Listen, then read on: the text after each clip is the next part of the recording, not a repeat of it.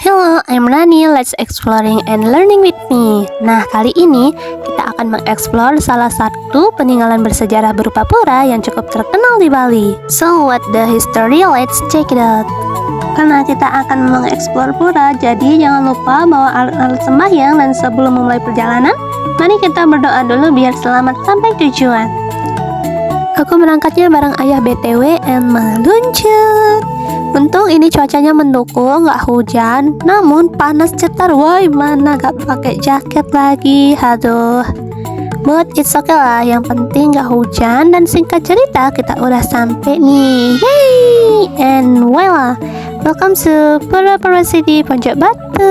Pura ini berlokasi di Desa Pacung, Kecamatan Tejakula, Kabupaten Buleleng. Nah, pertama-tama kita sembahyang dulu di pura paling dasar, dan lanjut kita tanya sedikit-sedikit tentang sejarah puranya, guys. Mumpung ada pemandu wisatanya nih. Jadi, menurut kata pemandu wisata di sini, cerita tentang Pura Pojok Batu ini diteruskan daripada saat direnovasi sekitar tahun 1994 hingga 1998.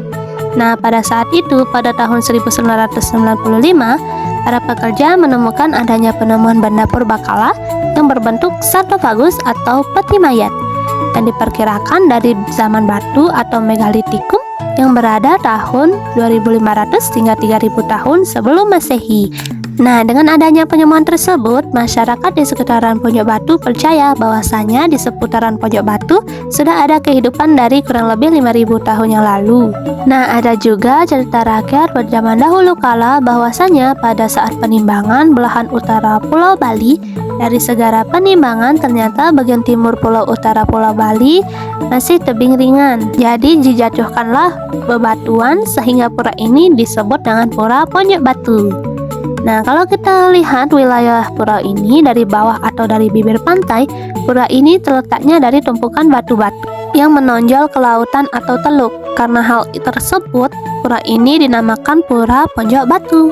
Ada juga kisah perjalanan tokoh spiritual Hindu Jawa yang diperkirakan abad ke-15 atau 16. Bahwasanya dulu ada seorang tokoh spiritual Hindu Jawa yang bernama Danghyang Nirartu. Pada saat itu beliau mengadakan meditasi yang dilakukan di Pura Segara Taman Beji yang berada di bawah Pura Pojok Batu, tepat di pesisir pantai. Nah, tempat ini juga dijadikan tempat melukat dan mensucian ide sesuhunan atau melasti karena di sini terdapat sumber mata air.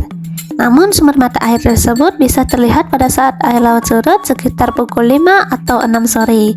Nah, lanjut di cerita yang tadi, pada saat melakukan meditasi, Danghyang Nirartu juga menemukan perahu terdampar yang mana awak perahu tersebut berasal dari suku Sasak yang berada di Pulau Lombok.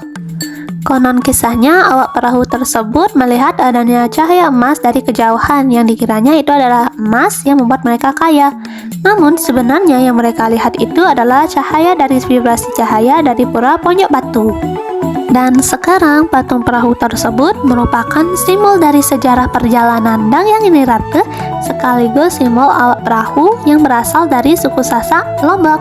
Oke guys, sampai di sini dulu ya keseruan kita hari ini. Makasih banyak yang udah ngikutin seharian. Semoga pembahasan hari ini bermanfaat ya. Alright guys, I'm out. See you.